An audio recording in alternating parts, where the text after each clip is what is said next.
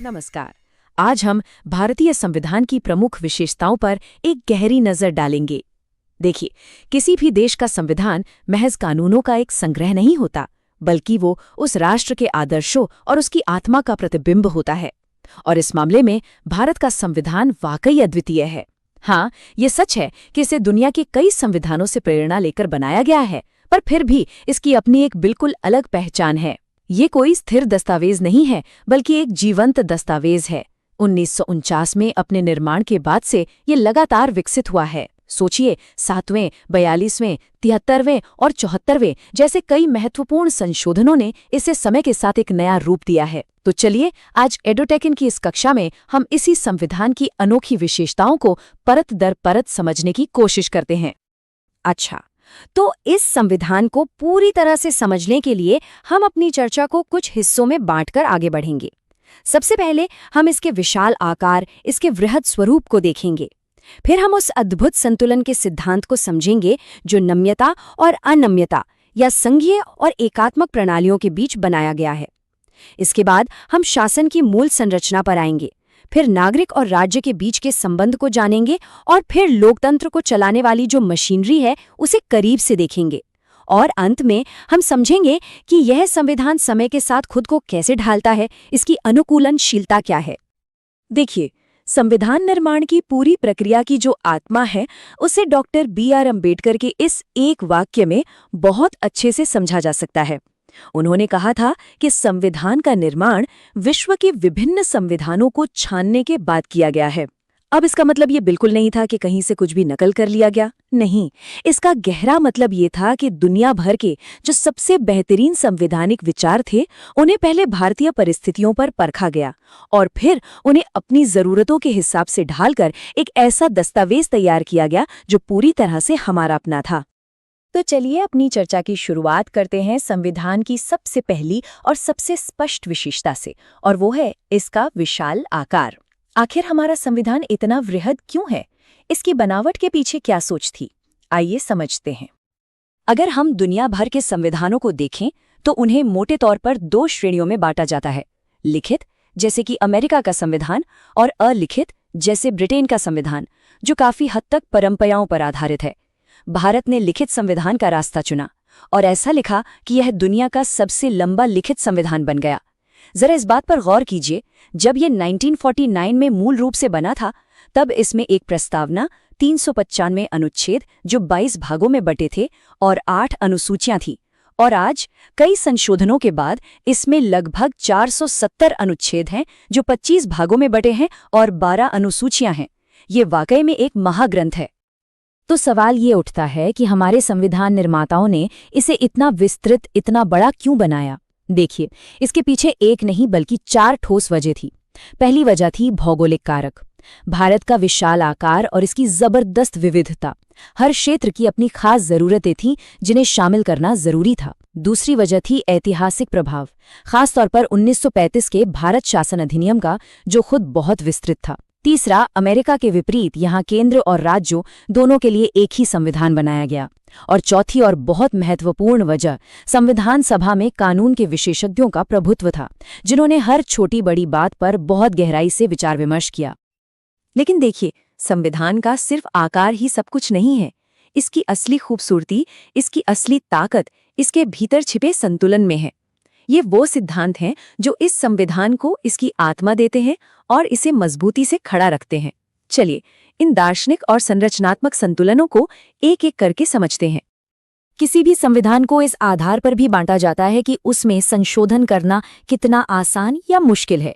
एक तरफ अमेरिकी संविधान जैसा कठोर या अनम्य संविधान है, जिसे बदलने के लिए एक बहुत ही खास और मुश्किल प्रक्रिया चाहिए। दूसरी तरफ ब्रिटेन का संविधान है, जो बहुत लचीला या नम्य है। उसे आम कानूनों की तरह ही बदला जा सकता है। अब भारत ने क्या किया? भारत ने इन दोनों के बीच का रास्ता चुना। हमारा संविधान न तो अमेरिका की तरह इतना कठोर है कि बदलती जरूरतों के साथ चल ही ना सके, और ना ही ब्रिटेन की तरह इतना लचीला कि कोई भी सरकार इसे आसानी से अपने हिसाब से बदल दे। ये नम्यता और अनम्यता का एक अद्भुत समन्वय है। ये संतुलन हमें अनुच्छेद 368 में साफ साफ दिखता है, जो संशोधन की प्रक्रिया बताता है। इसमें 2 तरह के संशोधनों का प्रावधान है, कुछ प्रावधानों को संसद के विशेष बहुमत से बदला जा सकता है। इसका मतलब है सदन की कुल सदस्य संख्या का बहुमत और उपस्थित और मतदान करने वाले सदस्यों का 2/3 बहुमत। लेकिन कुछ प्रावधान जो संघीय ढांचे से जुड़े हैं, मतलब केंद्र राज्य संबंधों को प्रभावित करते हैं, उन्हें बदलने के लिए संसद के विशेष बहुमत के साथ साथ कम से कम आधे राज्यों के विधानमंडलों की सहमति भी जरूरी है। ये कठोरता और लचीलेपन का बेहतरीन उदाहरण है। भारत के शासन का ढांचा भी एक बहुत ही दिलचस्प संतुलन दिखाता है। भारत का संविधान एक संघीय सरकार की स्थापना करता है। इसमें संघ के सभी आम लक्षण मौजूद हैं, जैसे 2 सरकारें, शक्तियों का विभाजन, लिखित संविधान, संविधान की सर्वोच्चता, ये सब कुछ है। लेकिन साथ ही इसमें बड़ी संख्या में एकात्मक या गैर संघीय लक्षण भी हैं, जैसे एक मजबूत केंद्र, एक ही संविधान, एकल नागरिकता, एकीकृत न्यायपालिका और आपातकालीन प्रावधान। इसीलिए विशेषज्ञ इसे अर्धसंघीय या क्वाजी फेडरल कहते हैं। ये एक ऐसा ढांचा है जो सामान्य समय में संघीय रहता है, लेकिन जरूरत पड़ने पर एकात्मक हो जाता है। एक और संतुलन जो हमारे संविधान में देखने को मिलता है वो है संसद और न्यायपालिका की शक्तियों के बीच। हमने ब्रिटेन से संसदीय संप्रभुता का सिद्धांत लिया, जहां संसद सर्वोच्च मानी जाती है, और अमेरिका से न्यायिक सर्वोच्चता का सिद्धांत लिया, जहां सर्वोच्च न्यायालय किसी भी कानून को असंवैधानिक घोषित कर सकता है। भारत ने इन दोनों के बीच एक मध्य मार्ग अपनाया। यहाँ हमारी संसद कानून बना सकती है और संविधान के बड़े हिस्से में संशोधन भी कर सकती है, लेकिन दूसरी तरफ हमारा सर्वोच्च न्यायालय न्यायिक समीक्षा की शक्ति के तहत उन कानूनों को शून्य घोषित कर सकता है अगर वे संविधान का उल्लंघन करते हों। तो ये एक तरह का चेक एंड बैलेंस है। इन्हीं संतुलन के सिद्धांतों पर हमारे शासन की पूरी इमारत खड़ी होती है। अब हम इस इमारत के जो मुख्य स्तंभ हैं उनको देखेंगे। ये वो स्तंभ है जो ये तय करते हैं कि देश का शासन असल में चलेगा कैसे। देखिए, भारत ने सरकार के लिए अमेरिका के अध्यक्षीय प्रणाली को नहीं, बल्कि ब्रिटेन की संसदीय प्रणाली को अपनाया। इस प्रणाली का मूल सिद्धांत है विधायिका और कार्यपालिका के बीच सहयोग और समन्वय। यहाँ राष्ट्रपति नाम मात्र के कार्यकारी होते हैं, जबकि प्रधानमंत्री वास्तविक कार्यकारी होते हैं। बहुमत वाला दल ही सरकार बनाता है और सभी मंत्री सामूहिक रूप से संसद, खासतौर पर लोकसभा के प्रति उत्तरदायी होते हैं। प्रधानमंत्री का नेतृत्व और निचले सदन यानी लोकसभा का विघटन भी इसी प्रणाली की विशेषताएं हैं। शासन का तीसरा और बहुत महत्वपूर्ण स्तंभ है हमारी न्यायपालिका, जिसकी 2 सबसे बड़ी खासियतें हैं। एक, ये एकीकृत है और दूसरी, ये स्वतंत्र है। एकीकृत का मतलब है कि शीर्ष पर सर्वोच्च न्यायालय के साथ एक ही न्यायिक व्यवस्था है जो केंद्रीय और राज्य दोनों कानूनों को लागू करती है। ये अमेरिका की तरह नहीं है, जहां संघीय और राज्य कानूनों के लिए अलग अलग न्यायपालिकाएं हैं। और स्वतंत्र का मतलब है कि इसे कार्यपालिका और विधायिका के किसी भी दखल से बचाने के लिए संविधान में कई कड़े प्रावधान किए गए हैं, जैसे न्यायाधीशों के कार्यकाल की सुरक्षा, उनकी निश्चित सेवा शर्तें और उनके आचरण पर संसद में बहस पर रोक। अच्छा, शासन का ये पूरा ढांचा आखिर है किसके लिए? ये नागरिकों के लिए है। तो अब हम ये समझेंगे कि हमारा संविधान राज्य और एक नागरिक के बीच के रिश्ते को कैसे परिभाषित करता है। ये रिश्ता मुख्य रूप से अधिकारों, कर्तव्यों और कुछ मार्गदर्शक सिद्धांतों पर टिका हुआ है। संविधान के भाग 3 में हर नागरिक को 6 मौलिक अधिकारों की गारंटी दी गई है। ये सिर्फ अधिकार नहीं है, बल्कि राजनैतिक लोकतंत्र के विचार को बढ़ावा देने के लिए एक वादा है। समता का अधिकार, स्वतंत्रता का अधिकार, शोषण के विरुद्ध अधिकार, धार्मिक स्वतंत्रता का अधिकार और अपनी संस्कृति और शिक्षा का अधिकार। ये अधिकार सरकार की शक्तियों पर एक सीमा की तरह काम करते हैं। और सबसे महत्वपूर्ण बात, ये न्यायोचित हैं, यानी इनके उल्लंघन पर कोई भी सीधे अदालत का दरवाजा खटखटा सकता है। जहां मौलिक अधिकार सरकार पर कुछ सीमाएं लगाते हैं, वहीं राज्य के नीति निदेशक सिद्धांत सरकार को एक रास्ता दिखाते हैं। डॉक्टर अंबेडकर ने इन्हें संविधान की एक अनूठी विशेषता कहा था। इनका लक्ष्य भारत में एक कल्याणकारी राज्य, एक वेलफेयर स्टेट की स्थापना करना है, और जहां नागरिकों को अधिकार दिए गए, वहीं उनसे कुछ मौलिक कर्तव्यों की भी अपेक्षा की गई, जो हमें याद दिलाते हैं कि अधिकारों के साथ साथ हमारी कुछ जिम्मेदारियां भी हैं। हालांकि एक बात ध्यान रखने वाली है कि निदेशक सिद्धांत और मौलिक कर्तव्य दोनों ही गैर न्यायोचित हैं, मतलब इन्हें अदालत द्वारा लागू नहीं कराया जा सकता। भारत की एक और बहुत बड़ी पहचान है इसका एक धर्मनिरपेक्ष राज्य होना।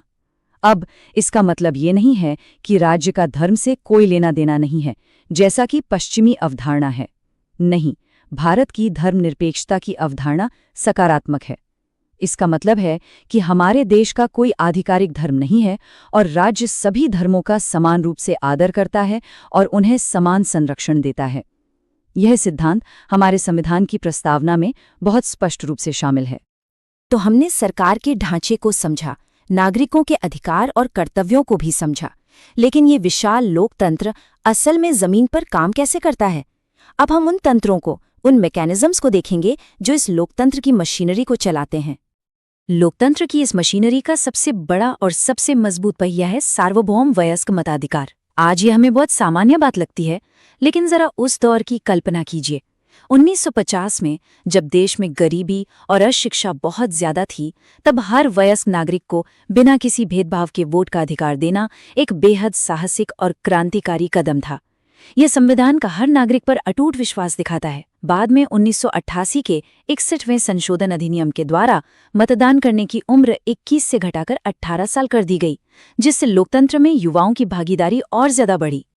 लोकतंत्र को चलाने वाली एक और अनोखी व्यवस्था है हमारी एकल नागरिकता। देखिए, अमेरिका जैसे संघीय देशों में हर व्यक्ति के पास दोहरी नागरिकता होती है, एक राष्ट्रीय नागरिकता और दूसरी उस राज्य की नागरिकता जहां वो रहता है। लेकिन भारत में अपनी संघीय व्यवस्था के बावजूद, चाहे कोई तमिलनाडु में रहे या अरुणाचल प्रदेश में, उसकी एक ही पहचान है, वो भारतीय है। यह प्रावधान पूरे देश में भाईचारे और एकता की भावना को मजबूत करता है और यह सुनिश्चित करता है कि हर नागरिक को पूरे देश में समान राजनीतिक और नागरिक अधिकार मिले। और आखिर में हम संविधान की उस सबसे खास खूबी पर आते हैं जो इसे सिर्फ एक किताब नहीं बल्कि एक जीवंत दस्तावेज बनाती है।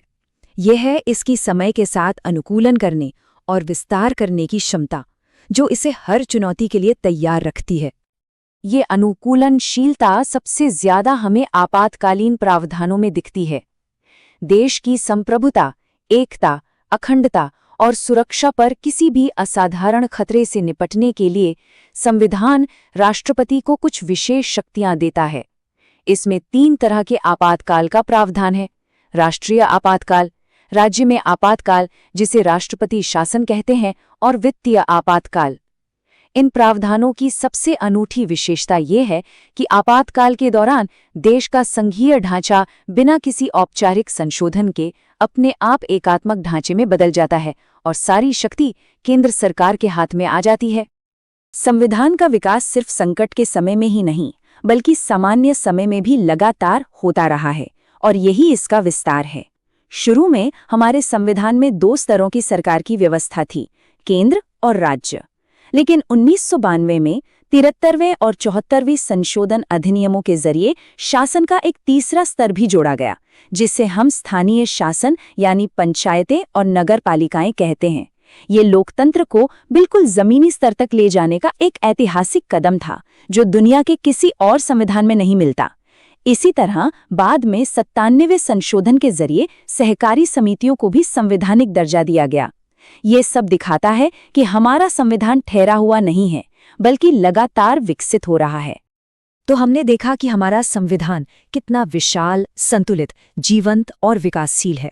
इसके आकार से लेकर इसकी अनुकूलनशीलता तक हर विशेषता की अपनी एक वजह और अपनी एक कहानी है।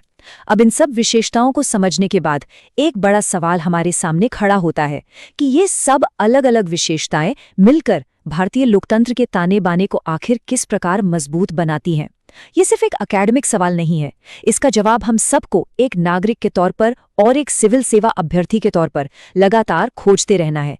ये समझना आवश्यक है कि किसी भी संवैधानिक दस्तावेज का पूर्ण मूल्यांकन केवल उसकी विशेषताओं को समझकर नहीं, बल्कि उस पर की गई आलोचनाओं का परीक्षण करके ही संभव है। हमारे आज के विश्लेषण की संरचना इन 6 प्रमुख आलोचनाओं पर केंद्रित रहेगी। हम एक एक कर इनका परीक्षण करेंगे। पहला, ये आरोप कि यह एक उधार का संविधान है। दूसरा, यह कि यह 1935 के अधिनियम की कार्बन कॉपी मात्र है। तीसरा, इसकी प्रकृति गैर भारतीय अथवा भारतीयता विरोधी है। चौथा, यह गांधीवाद से दूर है। पांचवा, इसका महाकाय आकार। और अंत में छठा, इसे वकीलों का स्वर्ग क्यों कहा जाता है। आइए सबसे पहले उस आलोचना को देखते हैं जो संविधान की मौलिकता पर ही प्रश्न उठाती है। इस आलोचना का जो केंद्रीय बिंदु है वो ये है कि भारतीय संविधान में कोई नया या मौलिक विचार नहीं है। आलोचकों का तर्क है कि इसके प्रावधान विश्व के विभिन्न संविधानों से जस के तस ले लिए गए हैं और इस कारण इसमें अपनी कोई मौलिक पहचान नहीं है। इस विचार को और मजबूती से रखने के लिए आलोचकों ने अपमानजनक शब्दावली का भी प्रयोग किया, जैसे इसे उधार की एक बोरी कहा गया, मानो इसमें दुनिया भर से चीजें सिर्फ भर कर रख दी गई हों। कुछ ने इसे हॉचपॉच कॉन्स्टिट्यूशन या एक पैबंद लगी रचना कहा, जिसका भाव ये था कि यह अलग अलग दस्तावेजों का एक बेमेल मिश्रण है। इस आलोचना का एक बहुत ही सारगर्भित उत्तर डॉक्टर बी.आर. अम्बेडकर ने संविधान सभा में दिया। उन्होंने एक प्रतिप्रश्न किया कि 20वीं सदी के मध्य में जब दुनिया के लगभग सभी प्रमुख देशों में संवैधानिक सिद्धांत स्थापित हो चुके थे, तब किसी नए संविधान में मौलिकता की क्या गुंजाइश बचती है।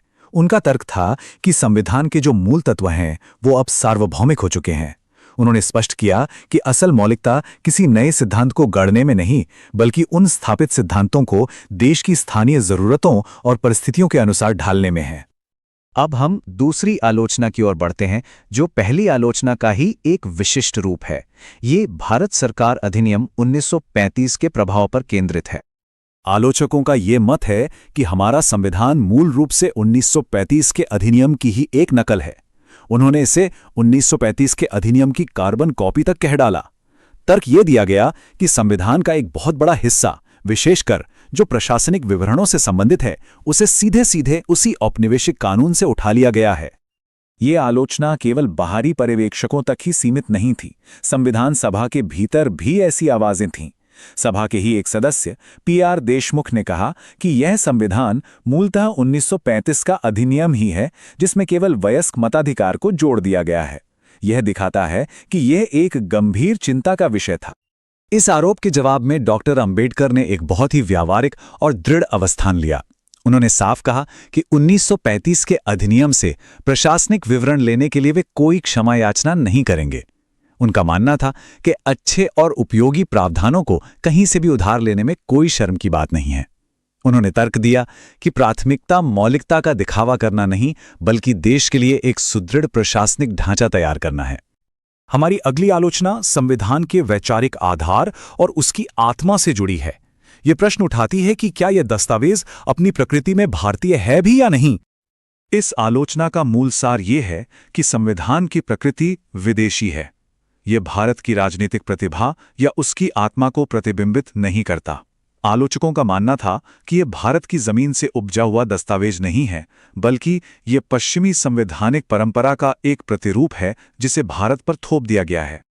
इस भावना को संविधान सभा में के हनुमंथैया ने एक बहुत ही सुंदर रूपक के माध्यम से व्यक्त किया।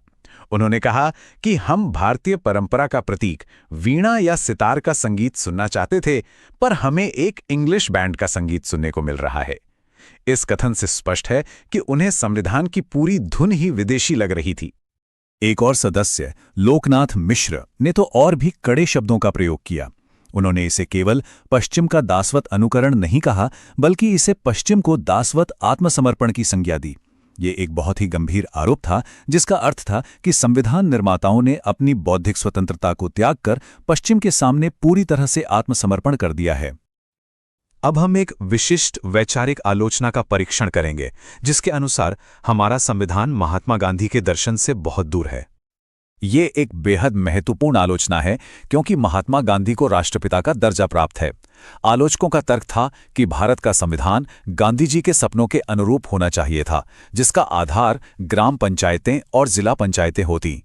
लेकिन संविधान ने इसके ठीक विपरीत एक केंद्रीकृत संसदीय व्यवस्था को अपनाया, जो गांधीवादी दर्शन के अनुकूल नहीं मानी गई। इसी बिंदु को संविधान सभा के सदस्य टी. प्रकाशम ने बड़े स्पष्ट शब्दों में रखा। उनका ये कहना कि ये वो संविधान है जिसे महात्मा गांधी कभी नहीं चाहते थे, ये दिखाता है कि गांधी जी के राजनीतिक दर्शन और संविधान के अंतिम स्वरूप में एक गहरी खाई महसूस की जा रही थी। अब हम संविधान के भौतिक स्वरूप और उसकी संरचना से जुड़ी आलोचना पर आते हैं, जो इसके विशाल आकार पर केंद्रित है। यह तथ्य सर्वविदित है कि भारत का संविधान दुनिया का सबसे लंबा लिखित संविधान है। आलोचकों का कहना है कि यह अनावश्यक रूप से बहुत विशाल और विस्तृत है। उनका मत था कि इसमें बहुत से ऐसे तत्वों को शामिल कर लिया गया है जिन्हें साधारण कानूनों के माध्यम से भी निपटाया जा सकता था। इस कारण यह एक बेहद बोझिल दस्तावेज बन गया है। इस विचार को ब्रिटेन के एक प्रमुख संविधान विशेषज्ञ सर आइवर जेनिंग्स ने भी बल दिया। उनका मानना था कि जो प्रावधान दूसरे देशों से लिए गए हैं उनका चयन ठीक से नहीं किया गया और इसी वजह से संविधान इतना लंबा और जटिल हो गया। एक बाहरी विशेषज्ञ की यह टिप्पणी इस आलोचना को और वजन देती है। हमारी अंतिम प्रमुख आलोचना संविधान की भाषा और उसकी व्याख्या से संबंधित है, जिसे आम आदमी की पहुंच से बाहर माना जाता है। इस आलोचना का आधार यह है कि संविधान की भाषा अत्यधिक तकनीकी और कानूनी है। इसकी जटिल शब्दावली के कारण एक सामान्य नागरिक के लिए इसे समझना लगभग असंभव है।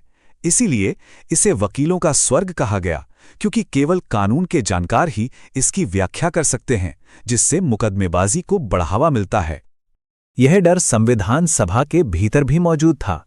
सदस्य एच.के. माहेश्वरी ने ये आशंका जताई थी कि संविधान का प्रारूप लोगों को अधिक मुकदमेबाज बना देगा। उनका मानना था कि इसकी जटिलता मुकदमों के लिए व्यापक अवसर पैदा करेगी और इसका सीधा लाभ वकीलों को मिलेगा। इन सभी आलोचनाओं के परिप्रेक्ष्य में हमें संविधान के प्रमुख वास्तुकार डॉक्टर अंबेडकर के दृष्टिकोण को समझना चाहिए। उनका उद्देश्य केवल एक कानूनी किताब या विधि ग्रंथ बनाना नहीं था। जैसा उन्होंने खुद कहा, उनकी नज़र में संविधान को एक सामाजिक राजनीतिक दस्तावेज होना था। एक ऐसा दस्तावेज जो जीवंत हो, जिसमें स्पंदन हो और जो राष्ट्र को जीवन दे। उनका लक्ष्य एक ऐसा ढांचा बनाना था जो भारत में एक सामाजिक क्रांति का माध्यम बन सके। तो अंत में एडुटेकन के सभी अभ्यर्थियों के लिए विचारणीय प्रश्न ये है कि भारतीय संविधान क्या है? क्या ये महज एक जटिल कानूनी ग्रंथ है, जैसा आलोचक कहते हैं, या फिर ये एक जीवंत और जीवनदायी दस्तावेज है जो राष्ट्र को निरंतर दिशा देता है, जैसा कि इसके निर्माताओं की परिकल्पना थी? इस द्वंद्व को समझना ही संविधान की सच्ची समझ को विकसित करना है। देखिए, हमारा संविधान सिर्फ कानूनों का एक दस्तावेज नहीं है, बल्कि ये एक बहुत ही सोची समझी और तार्किक संरचना है। आज हम इसी संरचना का विश्लेषण करेंगे, ये समझने के लिए कि संविधान बनाने वालों ने किस क्रम में और किस सोच के साथ शासन के अलग अलग स्तंभों को बनाया। किसी भी देश के शासन की आत्मा को अगर समझना है तो उसके संविधान की बनावट को समझना सबसे जरूरी है। तो हम इसे कैसे समझेंगे? हमारा रास्ता बहुत सीधा है। हम ठीक उसी तरह आगे बढ़ेंगे जैसे संविधान खुद बना है। सबसे पहले हम उसकी नींव को देखेंगे, फिर उस नींव पर जो सरकार की संरचना खड़ी है उसे समझेंगे। उसके बाद हम कुछ खास क्षेत्रों के शासन, केंद्र और राज्यों के बीच के जो जटिल संबंध है, और आखिर में इस पूरी व्यवस्था को चलाने वाले जो तंत्र हैं उनका अध्ययन करेंगे। ये एक तार्किक यात्रा होगी जो हमें संविधान की पूरी योजना को साफ साफ समझने में मदद करेगी। तो चलिए सबसे पहले खंड से शुरू करते हैं। सोचिए, कोई भी संविधान जब बनता है तो सबसे पहले किन सवालों के जवाब देता है? पहला, राज्य क्या है और उसका क्षेत्र कहाँ तक होगा? दूसरा, उस क्षेत्र में रहने वाले लोग कौन होंगे जिन्हें हम नागरिक कहते हैं? तीसरा, उन नागरिकों को कौन से मौलिक अधिकार मिलेंगे? और चौथा, राज्य के प्रति उनके कर्तव्य क्या होंगे? इन्हीं 4 स्तंभों पर हमारे संविधान की पूरी इमारत टिकी हुई है।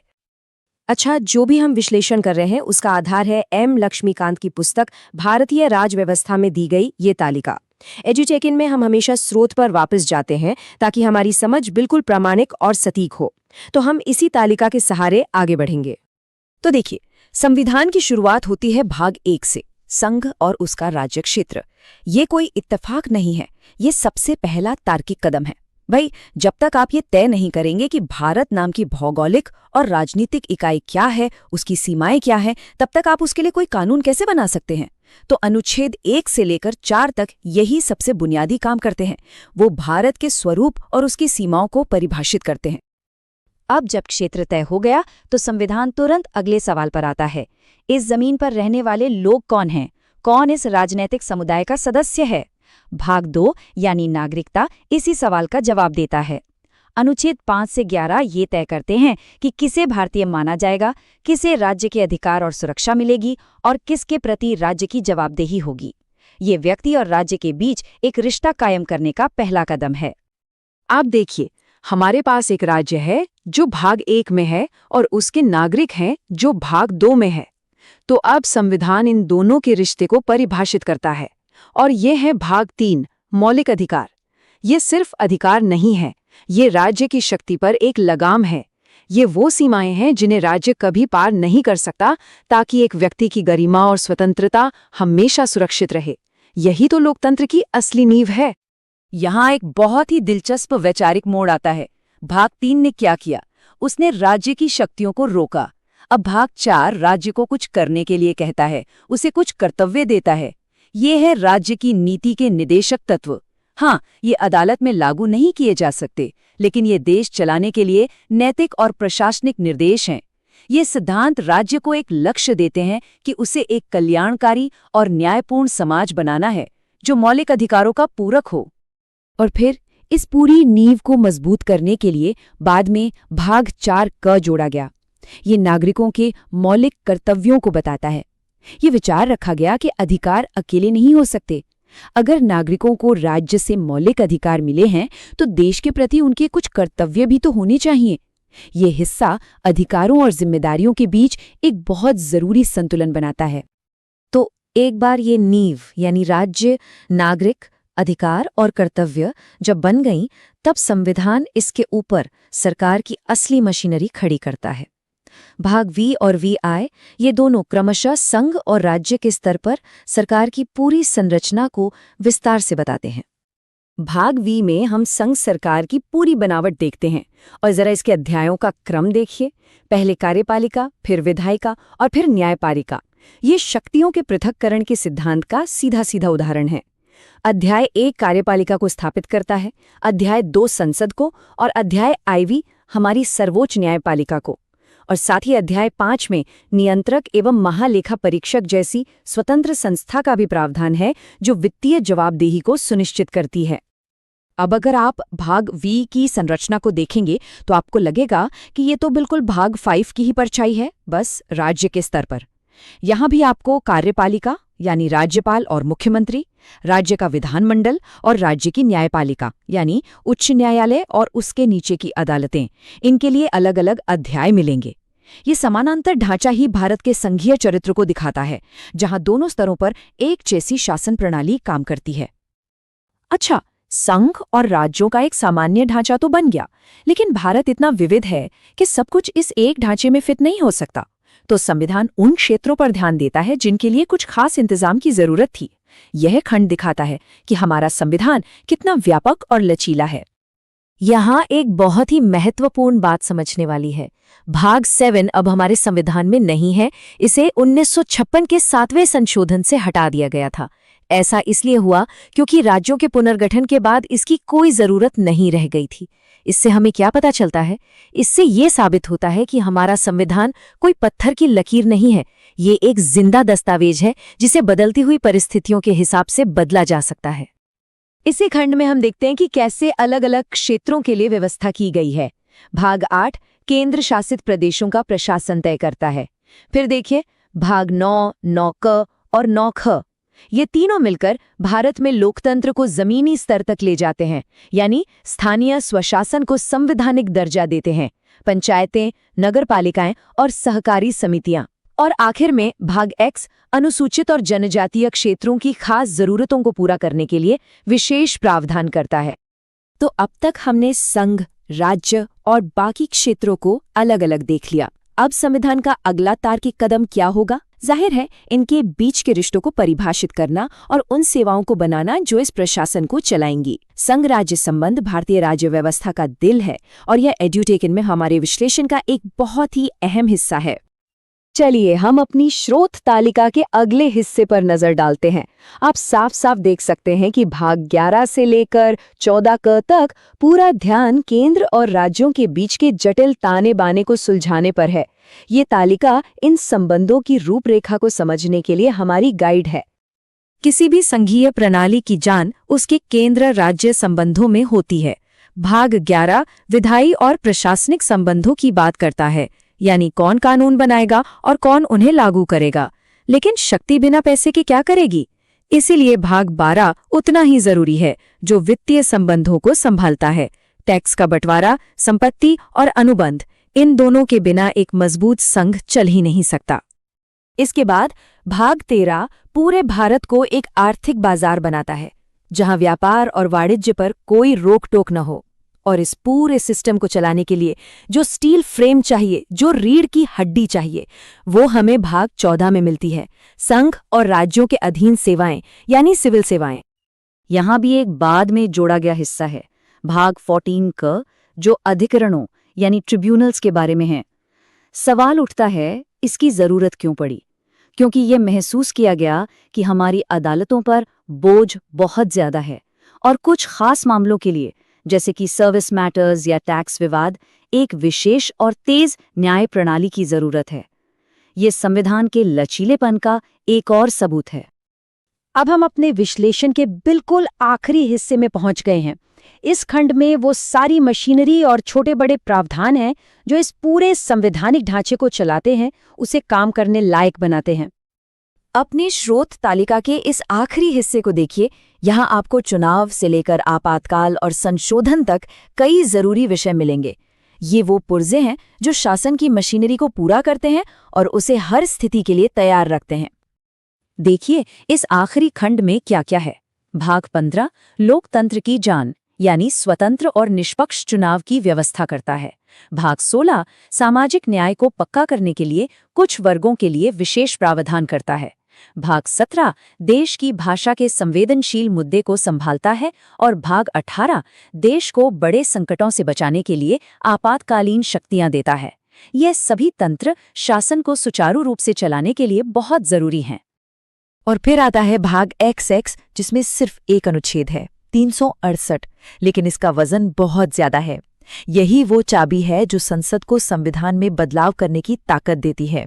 यही वो प्रावधान है जो हमारे संविधान को एक जिंदा दस्तावेज बनाता है, जो समय और जरूरतों के साथ खुद को ढाल सकता है। इसके बिना हमारा संविधान शायद कब का अप्रासंगिक हो गया होता। तो इस पूरे विश्लेषण के बाद हम एक बहुत बड़े सवाल पर आके रुकते हैं। हमने देखा कि संविधान की संरचना कितनी तार्किक और कितनी गहरी है। तो ये संरचना एक तरफ भारत के शासन को स्थिरता कैसे देती है और दूसरी तरफ अनुच्छेद 368 जैसे प्रावधानों के जरिए इसे समय के साथ बदलने की क्षमता यानी गतिशीलता कैसे देती है। स्थिरता और गतिशीलता का यही संतुलन हमारे संविधान की सबसे बड़ी खूबी है। भारतीय संविधान के कुछ सबसे बुनियादी और महत्वपूर्ण अनुच्छेद। हम इन अनुच्छेदों को सिर्फ पढ़ेंगे नहीं, बल्कि इनके पीछे जो संवैधानिक दर्शन है उसे समझने की कोशिश करेंगे कि आखिर संविधान निर्माता इनके जरिए भारत की शासन प्रणाली की कैसी नींव रखना चाहते थे। एक बात पर ध्यान देना जरूरी है, हमारा ये पूरा विश्लेषण एम लक्ष्मीकांत की पुस्तक की तालिका 4.2 पर ही केंद्रित रहेगा। हम इसी दायरे में रहकर एक अनुशासित और गहरी समझ विकसित करने का प्रयास करेंगे। हमारी आज की चर्चा एक तार्किक क्रम में आगे बढ़ेगी। हम शुरुआत करेंगे भारत की संवैधानिक परिभाषा से, यानी संघ और उसका राज्य क्षेत्र क्या है। फिर हम नागरिक के सबसे महत्वपूर्ण कवच यानी मूल अधिकारों में प्रवेश करेंगे, जिसमें हम समता, स्वतंत्रता और धर्म के अधिकारों को देखेंगे। इसके बाद हम उस गारंटी को समझेंगे जो इन अधिकारों को असल में लागू कराती है, और अंत में हम राज्य के उस कर्तव्य पर नजर डालेंगे जो एक लोक कल्याणकारी व्यवस्था बनाने का निर्देश देता है।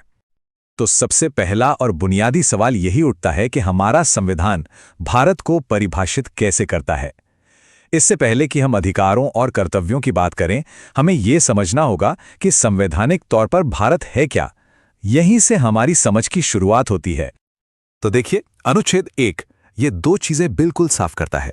पहली, देश का नाम, इंडिया अर्थात भारत। संविधान सभा में दोनों नामों पर सहमति बनी थी, इसलिए दोनों को संवैधानिक दर्जा दिया गया।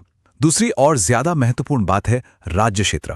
ध्यान दीजिएगा, यहां राज्य शब्द का प्रयोग नहीं हुआ, राज्य क्षेत्र हुआ है। ऐसा इसलिए क्योंकि इसमें 3 तरह के क्षेत्र शामिल हैं: सभी राज्य, सभी संघ राज्य क्षेत्र और वो क्षेत्र जिन्हें भारत भविष्य में अधिग्रहित कर सकता है। तो यह एक बहुत ही व्यापक परिभाषा है। अब अनुच्छेद 3 को देखिए। यह भारतीय संघवाद का एक बहुत ही अनूठा चरित्र दिखाता है।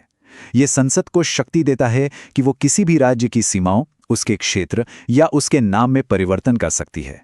अच्छा, इसका संवैधानिक अर्थ क्या हुआ? इसका अर्थ है कि भारत में राज्यों का अस्तित्व संसद की इच्छा पर निर्भर है और इसीलिए भारत को विनाशी राज्यों का अविनाशी संघ कहा जाता है। संघ यानी भारत अविनाशी है, उसे तोड़ा नहीं जा सकता, लेकिन उसकी इकाइयां यानी राज्य विनाशी हैं, उन्हें पुनर्गठित किया जा सकता है। भारत की भौगोलिक और राजनीतिक परिभाषा समझने के बाद अब हम संविधान के हृदय में प्रवेश करते हैं, मूल अधिकार। और इन सभी अधिकारों की जो नींव है, जो आधार है, वो है समता का सिद्धांत। चलिए इसे समझते हैं। मूल अधिकारों की सूची को शुरू करने से पहले ही संविधान अनुच्छेद 13 के रूप में एक सुरक्षा कवच स्थापित करता है। आप इसे मूल अधिकारों का प्रहरी समझ सकते हैं। ये साफ साफ कहता है कि कोई भी विधि यानी कोई भी कानून जो मूल अधिकारों से टकराएगा या उन्हें कम करेगा, वो उस टकराव की सीमा तक शून्य हो जाएगा, मतलब अमान्य हो जाएगा।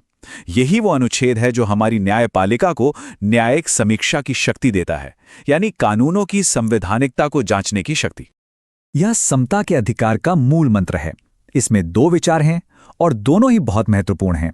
पहला है विधि के समक्ष समानता, जो कहता है कि कोई भी व्यक्ति, चाहे वो कितना भी बड़ा क्यों ना हो, कानून से ऊपर नहीं है। और दूसरा विचार है विधियों का समान संरक्षण, जो ये कहता है कि समान परिस्थितियों में व्यक्तियों के साथ समान व्यवहार किया जाएगा। एक तरह से एक नकारात्मक अवधारणा है जो विशेष अधिकारों को रोकती है, और दूसरी एक सकारात्मक अवधारणा है जो समान व्यवहार सुनिश्चित करती है। अगर अनुच्छेद 14 एक सामान्य सिद्धांत है, तो समझिए कि अनुच्छेद 15 उसका एक विशिष्ट और व्यवहारिक रूप है। यह राज्य को सीधे तौर पर निर्देश देता है कि वह सिर्फ धर्म, जाति, लिंग जैसे आधारों पर किसी भी नागरिक से भेदभाव नहीं कर सकता। और यह केवल सरकारी नौकरियों तक ही सीमित नहीं है, बल्कि दुकानों, होटलों और दूसरे सार्वजनिक स्थानों पर भी लागू होता है, जो सामाजिक समानता की गारंटी देता है। अब समता के सिद्धांत को एक और कदम आगे ले जाया गया है, और वो है सार्वजनिक रोजगार का क्षेत्र। अनुच्छेद 16 कहता है कि जब सरकारी नौकरियों की बात आएगी तो सभी नागरिकों को अवसर की समानता मिलेगी। यहाँ उद्देश्य एक निष्पक्ष खेल का मैदान बनाना है, ताकि हर किसी को अपनी योग्यता साबित करने का बराबर मौका मिले, चाहे उसकी पृष्ठभूमि कुछ भी क्यों ना हो। यह अनुच्छेद सिर्फ एक कानूनी प्रावधान नहीं है, यह एक सामाजिक क्रांति का घोषणा पत्र है। यह अस्पृश्यता को पूरी तरह से समाप्त करता है और इसे एक दंडनीय अपराध भी बनाता है। इस अनुच्छेद का महत्व इस बात में है कि यह केवल समानता की बात नहीं करता, बल्कि मानवीय गरिमा को स्थापित करने का एक बहुत शक्तिशाली कदम है, जो भारतीय समाज की एक बहुत गहरी खाई को पाटने का प्रयास करता है। समता की इस मजबूत नींव पर संविधान व्यक्तिगत स्वतंत्रता का महल खड़ा करता है। ये वो अधिकार हैं जो एक नागरिक को सोचने, अभिव्यक्त करने और अपना जीवन अपनी तरह से जीने की स्वायत्तता देते हैं। सच कहें तो ये लोकतंत्र की प्राणवायु हैं। अनुच्छेद 19 असल में 6 स्वतंत्रताओं का एक बंडल है। इसमें सबसे प्रमुख है वाक और अभिव्यक्ति की स्वतंत्रता, लेकिन इसके साथ ही शांतिपूर्ण सभा करने, संघ बनाने, देश में कहीं भी आने जाने और कोई भी पेशा अपनाने की स्वतंत्रता भी शामिल है। हालांकि यह याद रखना जरूरी है कि ये स्वतंत्रताएं असीमित नहीं हैं।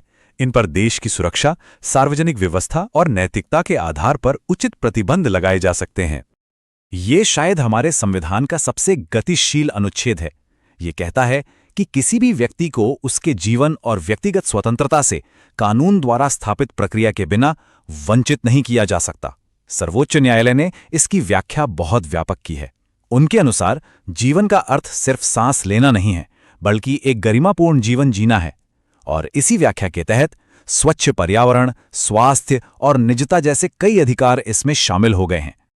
इस अनुच्छेद को बाद में संविधान में जोड़ा गया और ये अनुच्छेद 21 का ही एक विस्तार है। ये इस बात को मानता है कि गरिमापूर्ण जीवन का अधिकार बिना शिक्षा के अधूरा है। इसलिए ये 6 से 14 साल के बच्चों के लिए शिक्षा को एक मूल अधिकार बनाता है। इस एक संशोधन ने लाखों बच्चों के लिए शिक्षा को एक सपने से हकीकत यानी एक अधिकार में बदल दिया। भारत की विविधता को देखते हुए संविधान धर्म, विवेक और संस्कृति की स्वतंत्रता को विशेष संरक्षण देता है। ये प्रावधान भारत के बहुलवादी चरित्र को और भी मजबूत करते हैं। ये अनुच्छेद हर व्यक्ति को 2 तरह की स्वतंत्रता देता है। पहली है अंतःकरण की स्वतंत्रता, जो किसी व्यक्ति का उसकी आस्था के साथ एक आंतरिक और व्यक्तिगत संबंध है, और दूसरी है धर्म को मानने, उसके अनुसार आचरण करने और उसका प्रचार करने की बाहरी स्वतंत्रता। हालांकि ये स्वतंत्रता भी सार्वजनिक व्यवस्था, नैतिकता और स्वास्थ्य के अधीन है। ये अनुच्छेद भाषाई और धार्मिक दोनों तरह के अल्पसंख्यकों को अपनी संस्कृति और भाषा को संरक्षित करने के लिए एक बहुत महत्वपूर्ण अधिकार देता है। उन्हें अपनी पसंद के शिक्षण संस्थानों की स्थापना करने और उनका प्रशासन करने का पूरा हक है।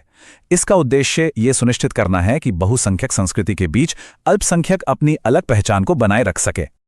अच्छा, अधिकार तो दे दिए गए, लेकिन अगर कोई उन अधिकारों का उल्लंघन करे तब क्या होगा? अधिकार बिना उपचार के सिर्फ कागजी घोषणाएं बनकर रह जाते हैं, इसलिए संविधान ने उपचार को भी एक मूल अधिकार बनाया है। तो सवाल ये उठता है कि यदि राज्य ही आपके मूल अधिकारों का हनन करे तो आपके पास संवैधानिक रास्ता क्या है? इसका जवाब संविधान के उस अनुच्छेद में है जिसे इसकी आत्मा कहा गया है। डॉक्टर अंबेडकर ने अनुच्छेद 32 को संविधान का हृदय और आत्मा कहा था। क्यों? क्योंकि ये वो अधिकार है जो बाकी सभी अधिकारों को जीवंत बनाता है। यह हर नागरिक को यह अधिकार देता है कि अगर उसके मूल अधिकारों का हनन हो तो वो सीधे सर्वोच्च न्यायालय जा सकता है, और सर्वोच्च न्यायालय रिट जारी करके उन अधिकारों को लागू करवा सकता है, जैसे कि बंदी प्रत्यक्षीकरण, जिसका मतलब है कि किसी को गैर कानूनी तरीके से हिरासत में नहीं रखा जा सकता। अब हम मूल अधिकारों के दायरे से बाहर निकलकर राज्य के कर्तव्यों की ओर बढ़ते हैं। ये हैं नीति निदेशक तत्व। ये न्यायालय में लागू तो नहीं कराए जा सकते, लेकिन ये देश के शासन के लिए मूलभूत दिशा निर्देश हैं। अनुच्छेद 38 इन सभी निदेशक तत्वों का सार है। यह राज्य को एक लक्ष्य देता है, एक ऐसी सामाजिक व्यवस्था बनाना जिसमें नागरिकों को सामाजिक, आर्थिक और राजनीतिक न्याय मिले। इसका उद्देश्य सिर्फ राजनीतिक लोकतंत्र बनाना नहीं है, बल्कि एक कल्याणकारी राज्य की स्थापना करना है। हम एडुटेकन की क्लासेस में इस विचार को अक्सर भारत के संवैधानिक लक्ष्य के रूप में देखते हैं। तो आज जिन अनुच्छेदों पर हमने चर्चा की, वे केवल कानूनी नियम नहीं हैं, वे एक वादा हैं। न्याय, स्वतंत्रता, समता और बंधुत्व का वादा। ये हमारे संविधान के दर्शन और उसकी आधारभूत संरचना को परिभाषित करते हैं। अब सवाल ये है कि एक राष्ट्र के रूप में हम इस वादे को हर दिन कैसे निभाते हैं? इस भारतीय संविधान के दो बहुत ही महत्वपूर्ण पहलुओं पर केंद्रित रहेगा। पहला, संविधान की अनुसूचियां, और दूसरा वो स्रोत जहां से हमारे संविधान ने अपनी वैचारिक शक्ति ली है। देखिए, ये दोनों ही चीजें संविधान की पूरी संरचना और उसके पीछे की सोच को समझने के लिए बेहद जरूरी हैं। तो आज हमारी चर्चा का क्रम कुछ इस तरह रहेगा। सबसे पहले हम संविधान की उन अनुसूचियों को समझेंगे जो राज्य के क्षेत्रों और महत्वपूर्ण पदों से जुड़ी हैं। इसके बाद हम उन अनुसूचियों की तरफ बढ़ेंगे जो प्रशासन, शक्तियों के बंटवारे और भाषाओं से संबंधित हैं। और फिर सबसे आखिर में हम उन वैश्विक स्रोतों का विश्लेषण करेंगे जिन्होंने हमारे संविधान को बनाने में एक बड़ी भूमिका निभाई है। तो चलिए अपनी चर्चा के पहले हिस्से से शुरुआत करते हैं। इसमें हम संविधान की पहली 6 अनुसूचियों पर ध्यान केंद्रित करेंगे। ये वो अनुसूचियां हैं जो आप कह सकते हैं भारतीय संघ के क्षेत्रों और जो भी प्रमुख संवैधानिक पद हैं उनकी एक पूरी रूपरेखा तैयार करती हैं। अच्छा, अब आगे बढ़ने से पहले एक बहुत जरूरी सवाल। ये अनुसूची या जिसे हम शेड्यूल कहते हैं, इसका संवैधानिक मतलब क्या है? देखिए, इसे ऐसे समझिए कि अनुसूची संविधान का ही एक हिस्सा है, एक तरह का परिशिष्ट या अपेंडिक्स। होता क्या है कि इसमें उन विषयों की पूरी डिटेल में जानकारी होती है जिनका जिक्र तो संविधान के अनुच्छेदों में है, लेकिन वो जानकारी इतनी ज्यादा होती है कि उसे अनुच्छेद के अंदर नहीं डाला जा सकता। ऐसा करने से क्या होता है? संविधान व्यवस्थित रहता है, पढ़ने में आसान हो जाता है और कानूनी या प्रशासनिक तौर पर कोई कंफ्यूजन भी नहीं रहता। चलिए, तो अब एक एक करके पहली 6 अनुसूचियों को समझते हैं। ये जो तालिका सामने है, ये हमारे लिए एक गाइड का काम करेगी, लेकिन हमारा फोकस सिर्फ सूची पर नहीं, बल्कि हर अनुसूची के पीछे जो संवैधानिक तर्क है उसे समझने पर होगा। सबसे पहले आती है पहली अनुसूची। इसका संबंध है अनुच्छेद 1 और 4 से। ये करती क्या है? ये भारत के जितने भी राज्य हैं और जो भी संघ राज्य क्षेत्र हैं, उनके नाम और उनकी सीमाओं की एक लिस्ट देती है। एक तरह से ये भारत की राजनीतिक और भौगोलिक परिभाषा है। और ये जानना बहुत दिलचस्प है कि जब भी कोई नया राज्य बनता है या किसी राज्य की सीमा में कोई बदलाव होता है, तो संशोधन इसी पहली अनुसूची में ही किया जाता है। अब बात करते हैं दूसरी अनुसूची की। इसमें राष्ट्रपति, राज्यपाल, न्यायाधीशों और सीएजी, मतलब जो भी हमारे प्रमुख संवैधानिक पद हैं, उनके वेतन, भत्ते और विशेषाधिकारों के बारे में बताया गया है। अब सवाल उठता है कि इसकी जरूरत क्यों पड़ी। तो इसका उद्देश्य बहुत साफ है, इन पदों की स्वतंत्रता और गरिमा को बनाए रखना, ताकि ये लोग बिना किसी वित्तीय दबाव के पूरी तरह निष्पक्ष होकर अपने कर्तव्यों को निभा सकें। इसके बाद है तीसरी अनुसूची। इसमें क्या है? इसमें उन शपथ या प्रतिज्ञान का प्रारूप है जो अलग अलग संवैधानिक पद संभालने वाले लोग लेते हैं। अब ये सिर्फ एक रस्म या औपचारिकता नहीं है, ये समझना बहुत जरूरी है। ये असल में एक संवैधानिक वादा है, एक वचनबद्धता है। ये शपथ उस व्यक्ति को संविधान के प्रति वफादार रहने और अपने काम को पूरी ईमानदारी से करने के लिए बाध्य करती है। फिर आती है चौथी अनुसूची, जिसका संबंध अनुच्छेद 4 और 80 से है। ये राज्यसभा में यानी संसद के उच्च सदन में राज्यों और केंद्र शासित प्रदेशों के लिए सीटों का बंटवारा करती है, और ये हमारे संघीय ढांचे, हमारे फेडरल स्ट्रक्चर का एक बहुत ही महत्वपूर्ण हिस्सा है। इसी के जरिए यह सुनिश्चित किया जाता है कि काउंसिल ऑफ स्टेट्स में हर राज्य को उसकी जनसंख्या के हिसाब से प्रतिनिधित्व मिले। आगे बढ़ते हैं पांचवी अनुसूची पर। यह अनुच्छेद 244 से जुड़ी है और अनुसूचित क्षेत्रों और अनुसूचित जनजातियों के प्रशासन और नियंत्रण के लिए कुछ खास प्रावधान करती है। इसके पीछे संविधान बनाने वालों की सोच क्या थी? उनका मानना था कि इन क्षेत्रों की अपनी एक अलग सामाजिक और सांस्कृतिक पहचान है और उसकी रक्षा के लिए एक अलग तरह के प्रशासनिक ढांचे की जरूरत है। और फिर है छठी अनुसूची। ये खास तौर पर 4 राज्यों असम, मेघालय, त्रिपुरा और मिजोरम के जनजातीय क्षेत्रों के प्रशासन के लिए विशेष प्रावधान करती है। यहां क्या किया गया है? इन क्षेत्रों को ऑटोनोमस डिस्ट्रिक्ट काउंसिल्स यानी स्वायत्त जिला परिषदों के जरिए ज्यादा स्वायत्तता दी गई है। क्यों? ताकि वो अपनी परंपराओं और रीति रिवाजों को सहेज कर रख सकें। ये दिखाता है कि हमारा संविधान भारत की विविधता को लेकर कितना संवेदनशील है।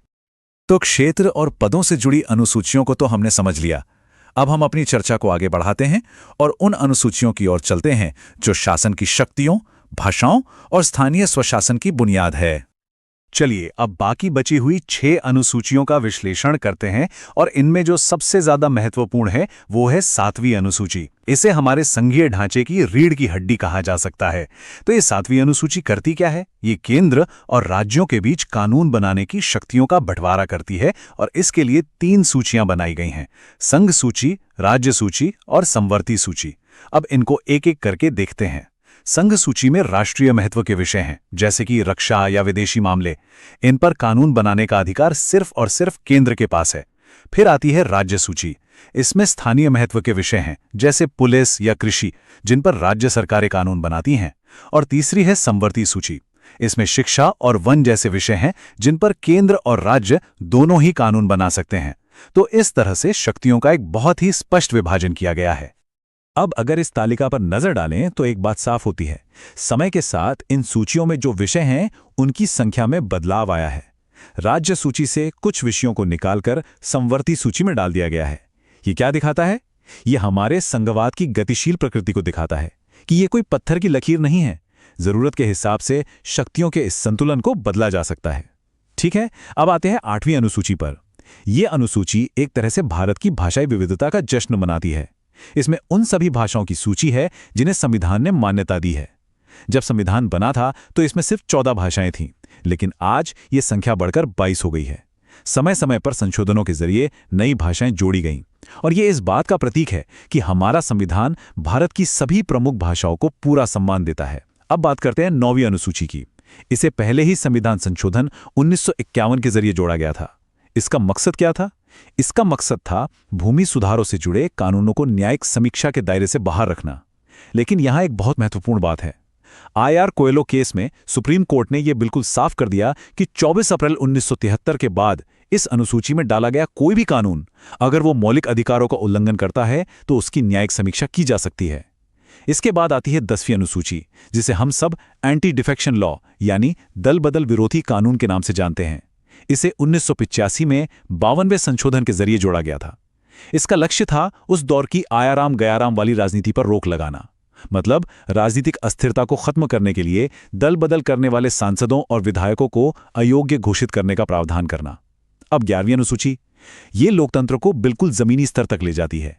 इसे 73वें संशोधन अधिनियम 1992 के द्वारा जोड़ा गया और ये पंचायतों की शक्तियों और जिम्मेदारियों को बताती है। इसमें कुल 29 विषय हैं जो स्थानीय शासन को मजबूत बनाते हैं, उन्हें सशक्त करते हैं।